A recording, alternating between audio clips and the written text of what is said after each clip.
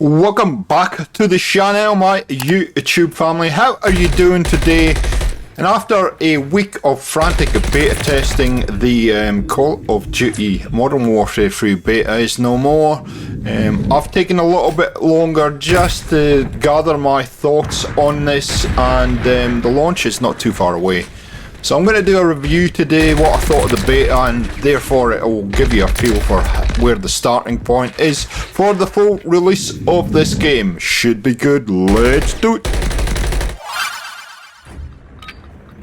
So in my initial feelings on the game, I got quite excited by Modern Warfare 3. It certainly is a much punchier game than Modern Warfare 2, and that's not really surprising given the history of what was supposed to happen with Modern Warfare 2, how we were pitched Modern Warfare 2 being the first Call of Duty in history that was going to go over 2 years. Ha ha ha. That never actually happened, but however, the intention with Modern Warfare 2 is that they were going to give us a premium expansion pack in year 2 that would contain older maps from the original Modern Warfare 2 game. So that was the original plan by Activision. Modern Warfare 2 for 2 years, second year premium expansion. As we all know now, that didn't happen, and it's not surprising that this game is in a reasonably good state, Modern Warfare 3, because all that Sledgehammer have done, and Sledgehammer have taken up the mantle from Infinity Ward to do this game, and all that Sledgehammer have done is they've taken the idea of the expansion with the older maps and picked that up and run with it, but they've also taken note of all the complaints that the community had in 2022 with Modern Warfare 2. They've taken all those complaints and pretty much fixed the large majority of them, and we'll talk about a heap of those today. So it's no surprising that we feel better about this game than we did about Modern Warfare 2, because they've basically given us what we wanted. I'm going to run gameplay in the background, and I'll talk about what my final thoughts are on Modern Warfare 3. And first of all, we're going to go across to the menu system and I'll walk you through that. So the AI in this game is not unfamiliar. If you played Modern Warfare 2, there is not going to be a drama navigating your way around this AI. As is usual with the betas of this game, this will not be everything. Obviously, they've added these down the bottom here, which is a little bit different, which I kind of like, with a little thumbnail in each. Really not easy to negotiate. You can click into these and get a little bit of a description. And there's a new Grand War map that we need to go and play with, by the looks of it. But yeah, really nothing too dissimilar to Modern Warfare 2. You can see that all kinds of stuff in here for you to play around with. So the AI is pretty familiar. Obviously across the top you got your operators and your store and whatnot. The gunsmith, again, very much the same as Modern Warfare 2. Nothing really that different for you to worry about, to be honest. So it'll all be very familiar.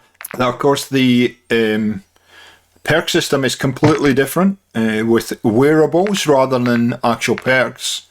And you know, I'm not going to go into those too much at this point, because I'm sure that we're going to have much more to play around with once we get into the full version of the game.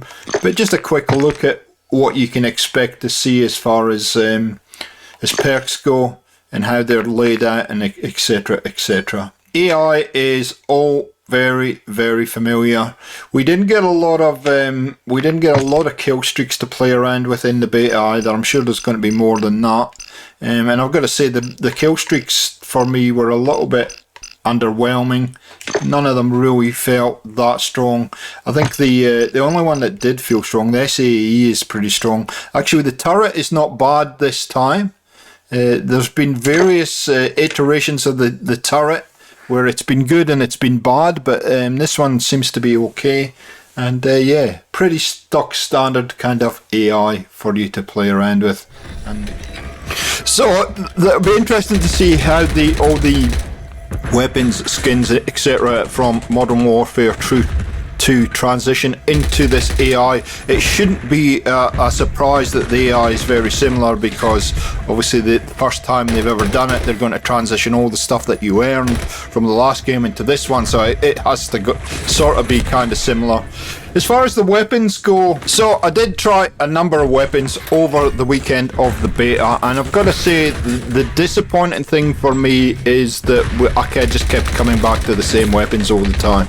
And I did give it a good crack. I tried all the assault rifles that we had available, and I'm sure that's nowhere near what we're about to get in the full launch of the game. Tried all the SMGs, tried shotguns, marksman rifles, battle rifles, LMGs, the lot, and I kept coming back to the same weapons, and that concerns me a little, that there isn't too much of a variety, even in the short kind of access that we had to selection of weapons that we had.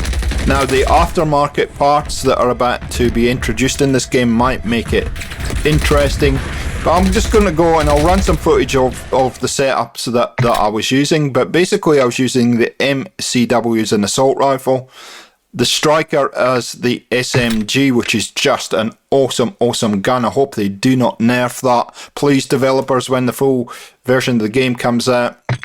The BAS-B, which was a battle rifle, amazing. I did play around with the Ripper, the beta Ripper that we got as a gift. That takes a lot of finagling, because you need to unlock a number of attachments and have to level that gun up before it becomes viable. But boy oh boy, when you do, it's a heck of a lot of fun.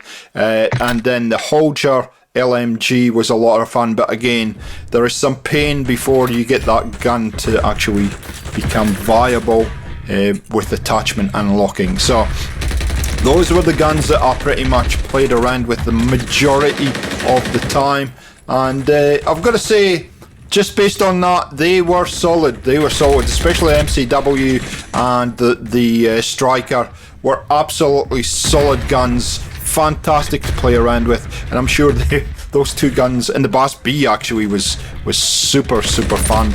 They'll probably get nerfed before the game is released. I'm absolutely positive, because that's generally what happens with good guns. So I saw a lot of people talking about the time to kill. Some people, before they'd even put their hands on the beta, were complaining about the fact that the health has been increased to 150 and it would be a slower time to kill and blah blah blah. And I got to tell you, it didn't really bother me. In fact, I think it's a positive. I actually like these 150 health. It gives you makes you much more competitive in gunfights, and it means that you're not getting insta killed. So I didn't find that as a major issue during the beta. What you do have to adjust to is, if you do cop some damage in being aggressive in gunfights, then you got to quickly regen.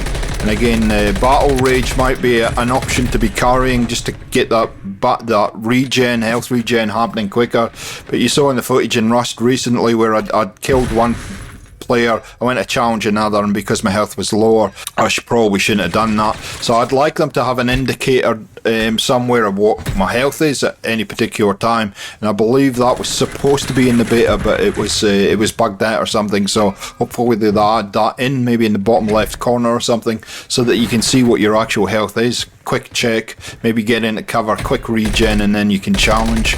But apart from that, I didn't feel that the time to kill was slow or fast. I thought it was a bit in the right area. And what I found with this game, because that health is a little bit higher, I could be much more aggressive running around the map, and I had much more of an incentive to run around the map and also play the objective. And I think that is very, very positive, because in Modern Warfare 2, because the time to kill was so quick, people didn't want to move. They would stick in one position and kind of wait for people to come to them, rather than run around the map and play the objective and whatnot. So absolutely positive move on Sledgehammer's behalf, and I have no problem with the health or the time to kill in this game. So the spawns in this game, I've got to say, starting off on the Thursday as I did, or Friday, whenever it was, the first couple of days, the spawns were pretty weird, pretty wonky.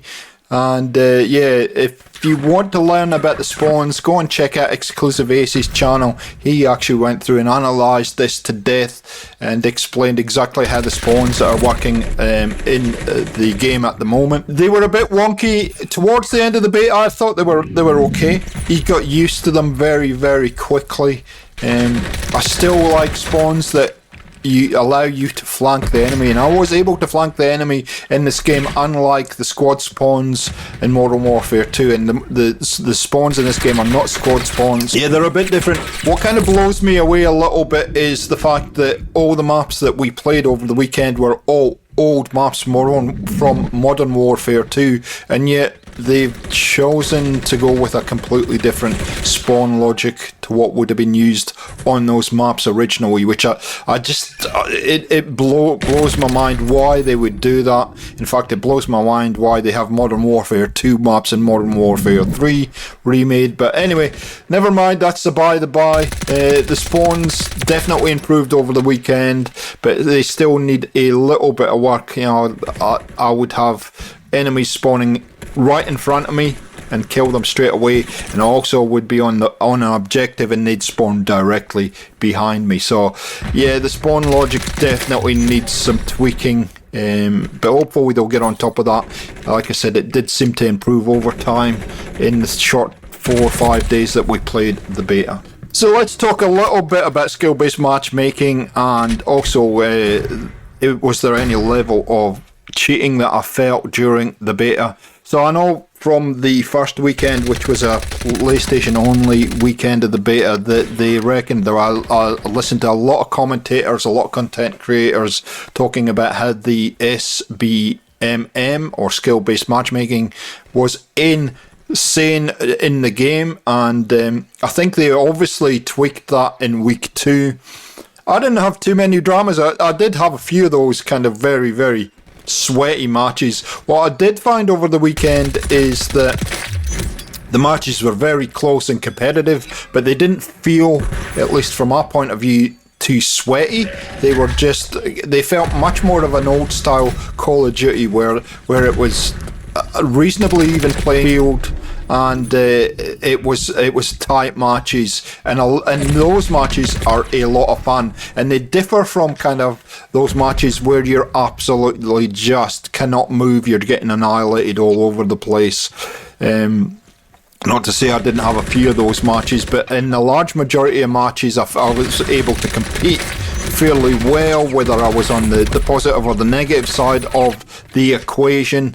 And when it's like that, you do tend to have a lot more fun playing the game. Now, that could be just a consequence of where I am as far as a player is concerned, because once you get into a certain level of KD in this game, then matches will naturally become more sweaty.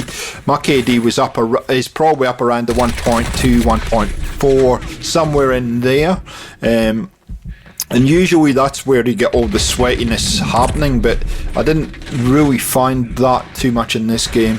As far as potential cheaters going on, and I do know that there has been cheating in this game. I have seen the footage of people blatantly cheating in the beta, which I think is extremely sad that you feel you would need to do that. But the cheats, there are people that have active cheats and have been using them in the beta, and certainly there was the rare occasion I came across questionable players that seem to have this very good perception of the game, let's just say.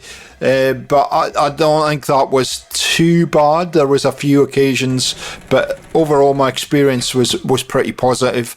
And I hope to heck the Ricochet anti-cheat and Sledgehammer get straight on top of that and cut that. Those people that are cheating completely out of the equation. I'm sure that will not be the case, but you know, in the 2 days where it was open to everybody, I didn't really find too often that there was a major problem there. So overall, my experience in regards to skill-based matchmaking and cheating was pretty positive, and I wasn't too fussed. In fact, I wasn't swearing too much, so that's usually a good gauge of whether it's in place or not. So does this mean that the game was perfect to G4? Absolutely not. There are a few issues that I had with the game, and especially with this map here with Estate. For some reason, I could not play Estate virtually from the second day of the beta to the end, because every time I played this map, whether it was playing solo or playing in a party with Mikey, it was just a matter of time when the game would crash for me. And when I say crash, it booted me out of the game completely and went right back to the Xbox home screen. And I don't know why. I did get in contact with Sledgehammer over this, never got a reply, but I'm sure they were inundated with comments. But yeah, that's a real concern for me, and I don't know why it was happening. It might have been on my end. I doubt it was on my end, but it just seems strange that it was the same map, and there was no logic to it. It wasn't like it was a part of the Estate map that it was happening on. It would happen at different points on the map, and I could virtually get into the game and within a minute I was booted, or I could get halfway through a game and I was booted. So that's a bit of a concern and something I'd like them to look at. I've got to say, I'm not a big fan of this tactical stance that we have access to. And you'll see it on the screen, it has a toggle button there. Sometimes, and it automatically engages when you slide. I hope they put a switch in the settings where I can switch that off, because I just did not like it. And in fact, a couple of times during the weekend, it actually got stuck on. Now that could have been me just accidentally hitting the button, or it was just a bug. But yeah, not a fan of that at all. I know some people love it. I'm not a fan. So please, Sledgehammer, give me a setting so I can switch that on and off, so I have an option of whether I want to use it or not. The footstep audio in this game needs a bit of work. I've got to say, your teammates' footsteps and the enemy footsteps can be a bit confusing at times, although I've got to say I was able to sort of figure it out after a while. Certainly by the time I unlocked covert sneakers, which is effectively dead silence, and yes, dead silence is back as a perk in this game, yay! It made a huge difference, but still I think they need to do a little bit of tweaking to that sound and the balance of that sound and how enemies sound versus your own players. It's an extremely important part of the game, the actual sound and being able to hear your enemies coming, I guess. So that does need a little bit tweaking, but apart from that, guys, that's probably all I've got to say about the beta. This game is certainly a lot of fun. The movement is fast and flowing and fluent, and yeah, I surprisingly had a lot of fun over the weekend. I actually had a very low expectation of what this was about to deliver, and I think it is actually going to be a very positive year for Call of Duty with Modern Warfare 3 coming in. There was a number of game modes that they offered during the beta, and we've already done a dedicated video on Cutthroat if you want to check that out. To what I feel about that, I will put a dedicated video out showing you the Ground War portion of the game, where I was able to capture 2 maps with Ground War, and that'll be coming fairly shortly. But yeah, overall, I'm pretty impressed by where they're at the moment. Needs a few tweaks, but it is going to be a good year, ladies and gentlemen. If you enjoyed this video and you found it informative, a like rating is always appreciated. If you're not subscribed and you want to see more on the channel, make sure the red button is hit. And we'll catch you next time on Gaming for XP. See ya.